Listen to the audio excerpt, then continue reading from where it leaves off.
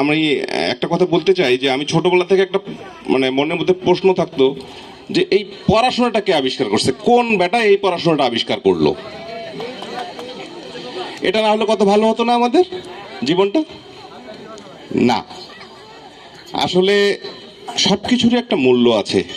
আমি আজকে officer in charge এখানকার মোকামতলায় আছি।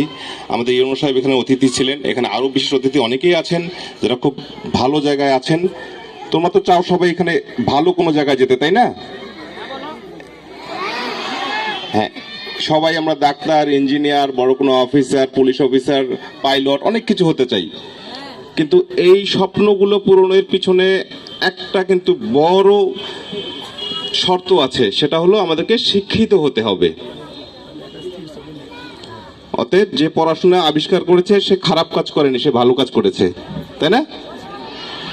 হ্যাঁ, আর আমি চাই যে তোমরা এত সুন্দর একটা স্কুল মাদ্রাসায় পড়ো যেখান থেকে তোমার জীবনের শুরু, সেখান থেকে তুমি জীবনের সমস্ত শৃঙ্খলাবোধ, তোমার জ্ঞান লব্ধ করে তুমি ভালো কোনো জায়গায় যাও।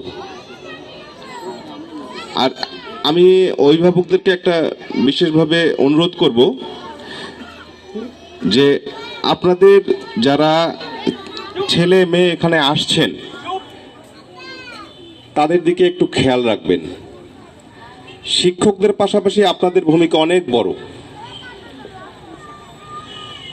এই স্টুডেন্টরা এখানে সময় সর্বোচ্চ 7 থেকে 8 ঘন্টা থাকে 24 ঘন্টার মধ্যে, বাকি 16 থেকে 18 ঘন্টা 20 ঘন্টা কিন্তু আপনাদের তত্ত্বাবধানে থাকে।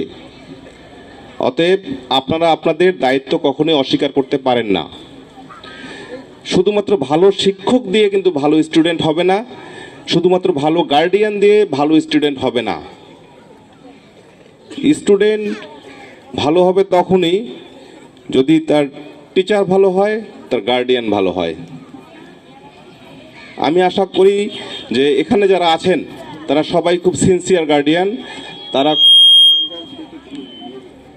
নিয়মিতই তাদের ছেলে মেয়েদের খেয়াল রাখেন। স্কুলে যেগুলা পড়ালো, মাদ্রাসা যেগুলা পড়ালো, সেগুলা বাসায় যাওয়ার পরে অবশ্যই আপনার একটু খেয়াল রাখা উচিত যে আমার ছেলে অথবা মেয়ে যেটা পড়লো ওটা বাসায় এসে আবার সেটাকে রিভাইজ করছে কি না, আবার পরবর্তী দিনের জন্য সে প্রস্তুত হচ্ছে